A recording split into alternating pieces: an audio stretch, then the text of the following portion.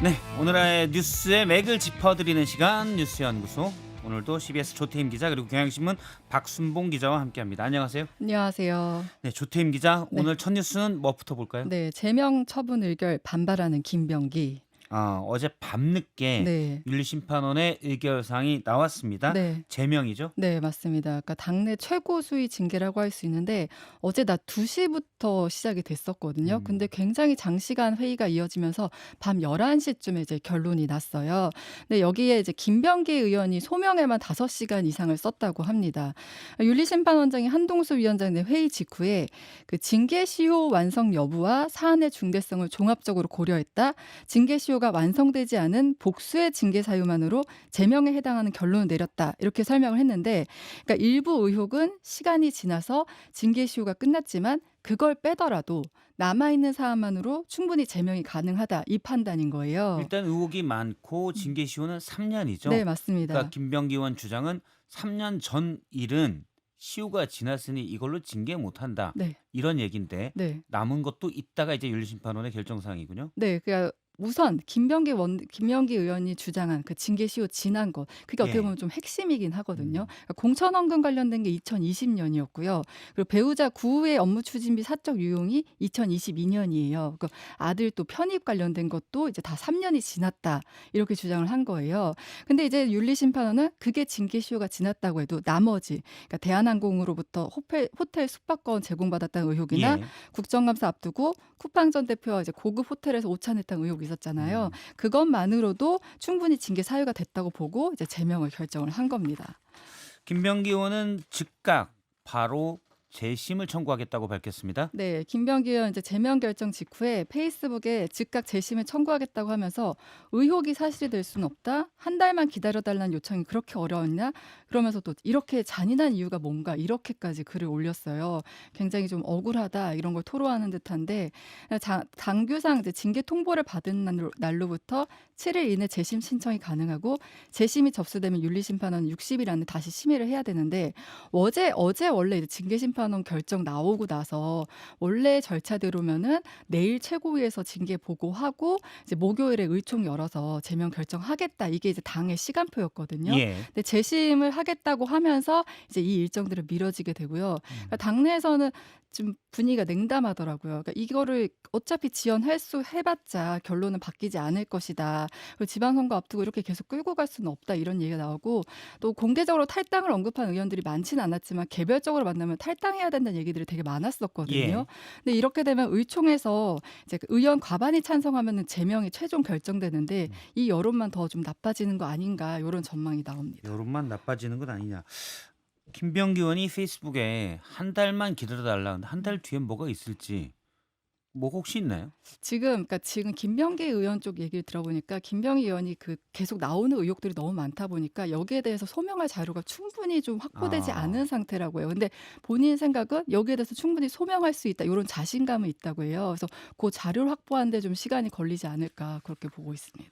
알겠습니다. 예를 들어 구의원이 공천원금을 줬다가 돌려받았다. 음. 이런 것들을 어떻게 소명할 수 있는지 좀 의문이긴 한데 알겠습니다. 박순봉 기자와 하나씩 짚어보도록 하겠습니다. 네. 일단 김병기 의원은 재심을 바로 청구하겠다고 했습니다. 네. 민주당 분위기는 어때요? 이제 김병기 의원에 대해서는 사석에서도 다들 좀 아까 얘기해 주신 대로 탈당을 해야 하는 게 당에 좀 도움이 되지 않겠느냐 음. 이런 입장들이 많고요. 특히 이제 김병기 의원이랑 좀 가까운 의원한테 들어봤는데도 역시 탈당을 하는 게 좀 낫지 않겠느냐 이렇게 얘기를 합니다. 근데 이 가까운 의원이 하는 얘기가 뭐냐면은 그럼 김병기 의원은 왜 이렇게까지 버티는가? 그게 궁금해요. 네. 두 가지 정도의 이유를 드는데 일단 첫 번째는 그 김병기 의원이 기본적으로 국정원에서 나올 때 좀 안 좋게 나온 적이 있었어요. 예. 그러니까 2009년에 이명박 정부였었는데 그 전 정부에서 뭐 이랬던 것들을 문제 삼아 가지고 고발당하고 이제 파면당하고 이런 과정들이 있었거든요. 그때 재판을 했었는데 이런 과정들이 굉장히 힘들었다라고 합니다. 그래서 음. 원래 소속돼 있던 기관에서 나오는 거에 대한 굉장히 좀 두려움 같은 것들이 있다라는 거예요. 그리고 이제 두 번째는 김병기 의원이 이제 얘기를 했다라고 하는 게 본인 이제 여러 가지 혐의들이 나왔잖아요. 근데 이 중에서 인정할 수 있는 거는 그 대한항공에서 숙박권 받은 거. 뭐 요 예. 정도였다라고 인정을 하고 있다라는 거예요. 음. 그러니까 이 얘기는 반대로 뒤집으면은 나머지 것들에 대해서는 인정을 할 수가 없다라는 그런 입장인 거거든요. 근데 다만 지금 소명이 전체적으로 안 되고 있는 건 왜 그러냐 이렇게 얘기를 들어보니까 이건 물론 김병기 의원 쪽 입장이긴 하지만 그 김병기 의원이 국정원에 있다 보니까 휴대폰 관리를 엄청 철저하게 한다는 거예요. 그러니까 주기적으로 휴대폰도 교체를 하고 그다음에 예. 우리가 보통 뭐 클라우드를 한다거나 아니면 원래 포렌식을 하게 되면은 PC하고 연동이 돼 있으면은 휴대폰을 초기화시켰어도 나올 수가 있거든요. 근데 예를 들면 뭐 텔레그램을 휴대폰으로만 쓴다거나 그러니까 예. 연동을 안 시킨다거나 이런 식으로 굉장히 철저하게 관리를 해가지고 본인 자료가 없답니다. 근데 반대로 전직 보좌진들은 한번 휴대폰을 초기화하긴 했지만 지금 포렌식 해가지고 자료를 내놓고 있는 이런 상황이거든요.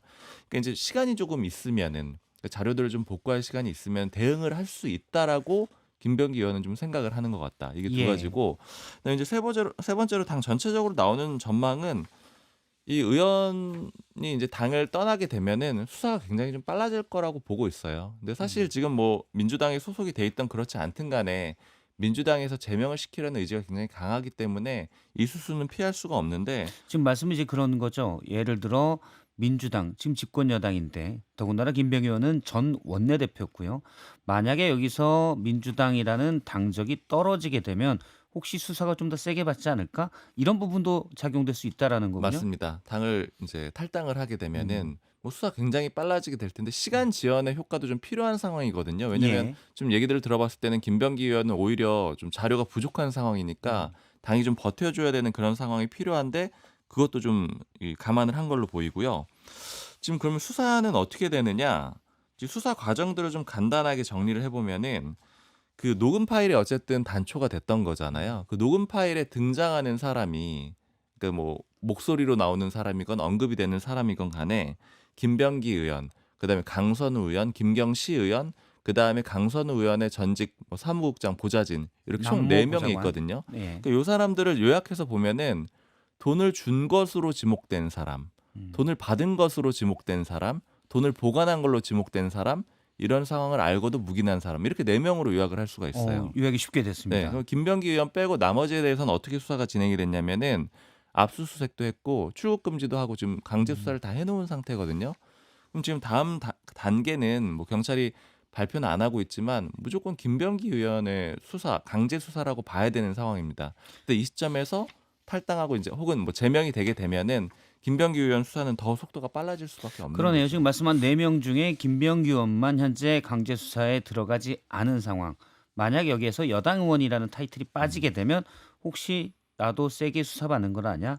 뭐 이런 우려를 김병기 의원이 할 수 있다는 얘기죠. 맞습니다. 근데 이미 흐름은 경찰이 지금 굉장히 비판을 많이 받았어요. 늑장 수사라는 비판도 많이 받았고, 그다음에 지금 여당 지도부에서도 뭐 어떻게 보자면 손절한 상황이잖아요, 김병기 의원을. 그러다 예. 보니까 강제 수사는 예정대로 쭉 이어질 걸로 보입니다. 알겠습니다.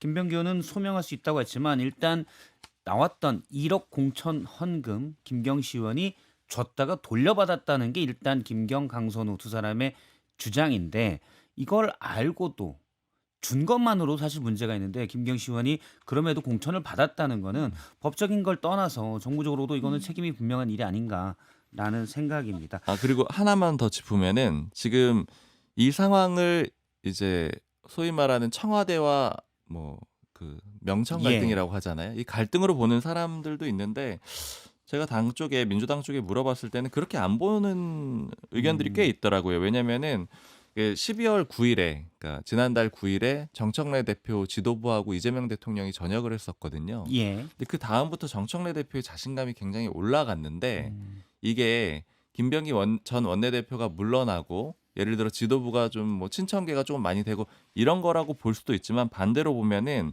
그 만찬 회동 다음에 이재명 대통령이랑 소통이 좀 많아졌다라는 해석들이 있어요. 정청래 대표가요. 네, 그러고 특히 이제 지난주 월요일 같을 때 보면은 그 이해운 장관 후보자에 대해서 따로 얘기하지 말라고 정청래 대표가 얘기를 하거든요. 그러니까 이런 것들도 요 소통의 자신감이라고 해석들을 많이 하더라고요. 특히 그 얘기를 하는 게 이현주 최고위원 앞에서 면전에서 했다라고 하는데 이 얘기는 결국에는 김병기 전 원내대표 물러나면서 당 주류 세력들이 다시 이제 재편되는 과정이 됐는데 이재명 대통령 입장에서는 모 관계자 표현으로는 그 중에서는 오히려 정청래 대표가 제일 친할 걸 이렇게 얘기를 하더라고요. 그러니까 오히려 이제 관계가 좀 좋아지니까 정 대표가 자신 있게 나온 거고 그리고 이제 김병기 의원에 대한 제명도 그 자신감 하에서라고 본다면 청와대의 뜻도 딱히 반대는 아닐 거다 이런 해석들이 있습니다. 알겠습니다. 당청 관계가 나쁜 게 아니기 때문에 김병기, 정청래 이 두 사람의 갈등도 사실 크지 않다라고 봐야 된다라는 해석입니다. 정청래, 이재명, 네, 예, 대통령, 네, 네.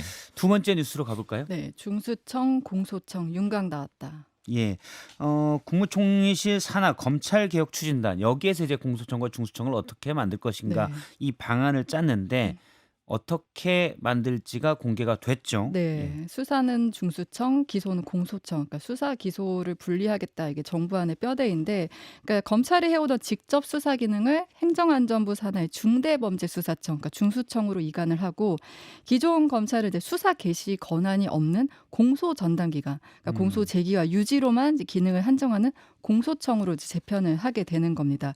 수사를 하게 되는 중수청은 부패 경제 이외에 뭐 공직자 선거 이렇게 9대 중대범죄만 직접 수사할 수 있게 되고요. 공소청은 수사에 손대지 않고 이제 공소 제기와 유지에만 집중을 하게 되는 거예요. 추진단 입장은 이제 검찰에 집중됐던 권한을 분산하고 수사권 남용을 구조적으로 차단하겠다 이런 설명입니다.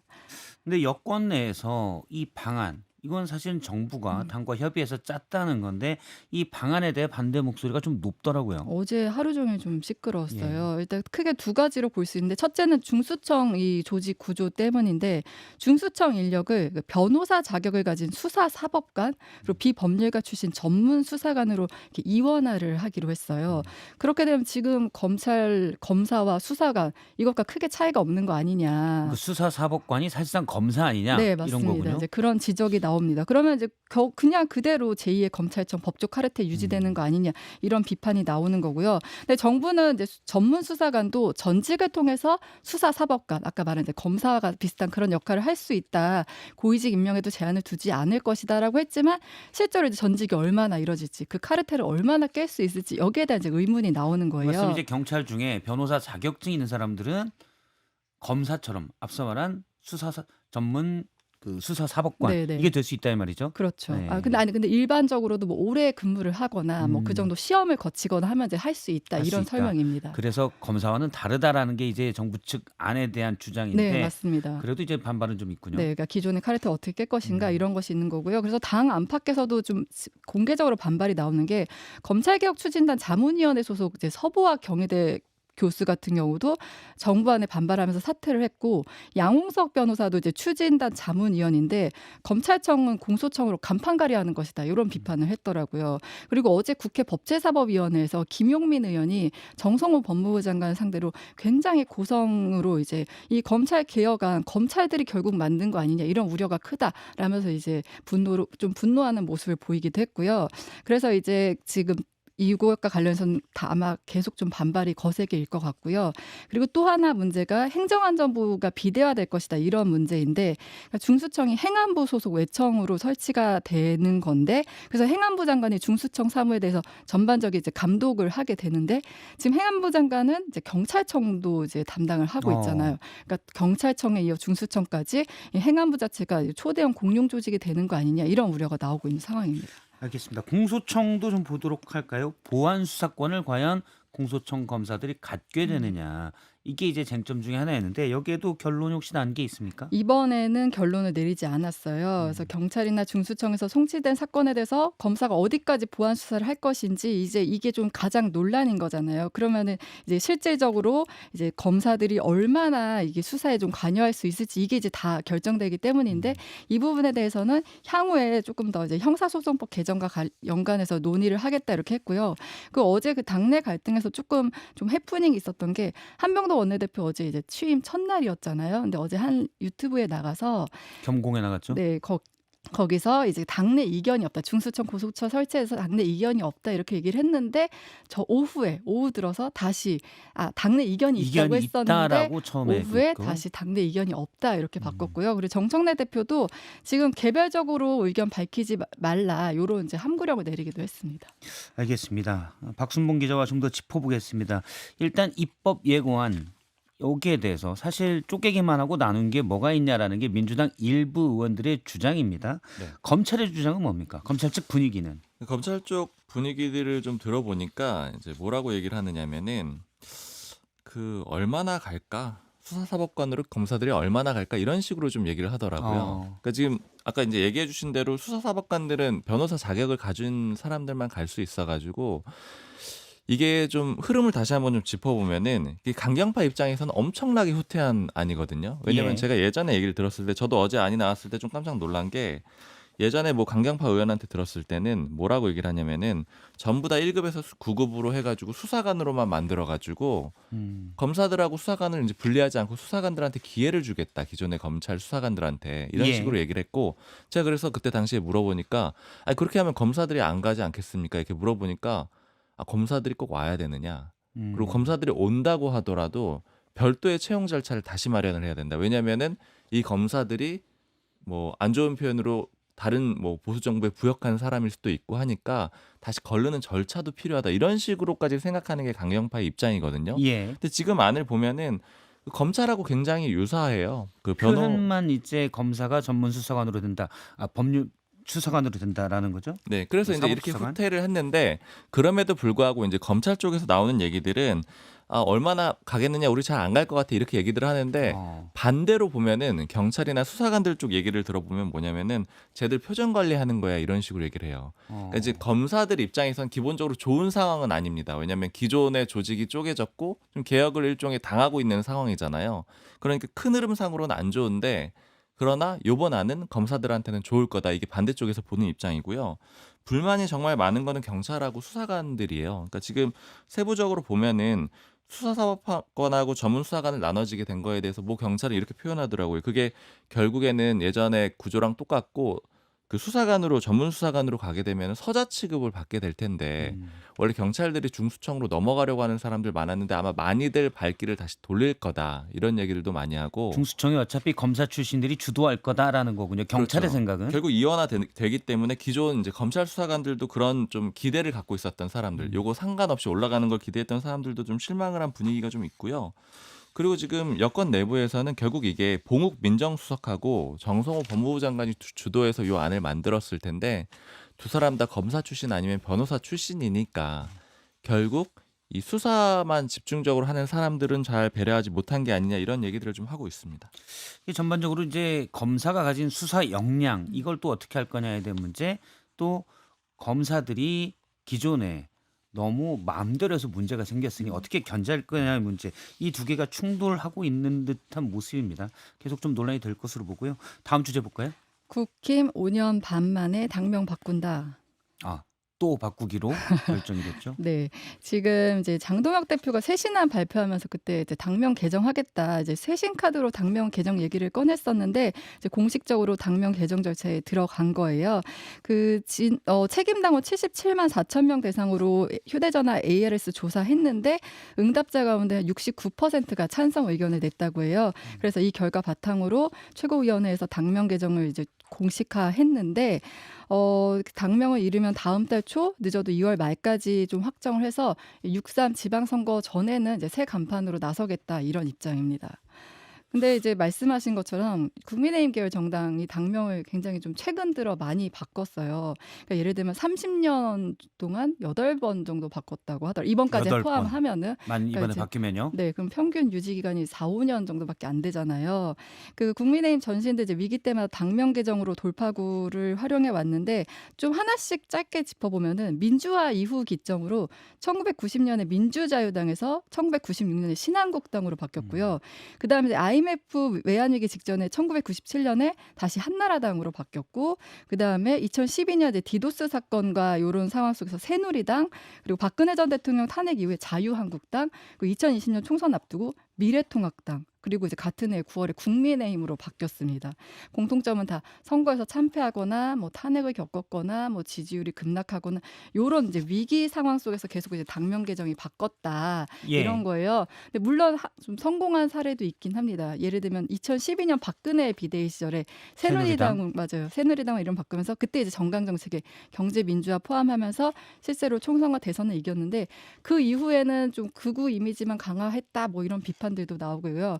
당내 한 의원은 당명은 잘못이 없다. 그 결국 국민의힘 의원들이 잘못이다. 이제 그런 얘기를 하고 어제 그 주호영 의원이 라디오에 출연해서 어떤 얘기를 하냐면 지도부 당명 변경을 포대갈이라고 이제 비유를 하더라고요. 포대갈이? 네, 포대갈이. 그러니까 내용은 똑같은데 포대만 갈이하는 거는 그 선명하지도 않고 성공하지도 못한다 이런 지적을 하더라고요. 알겠습니다.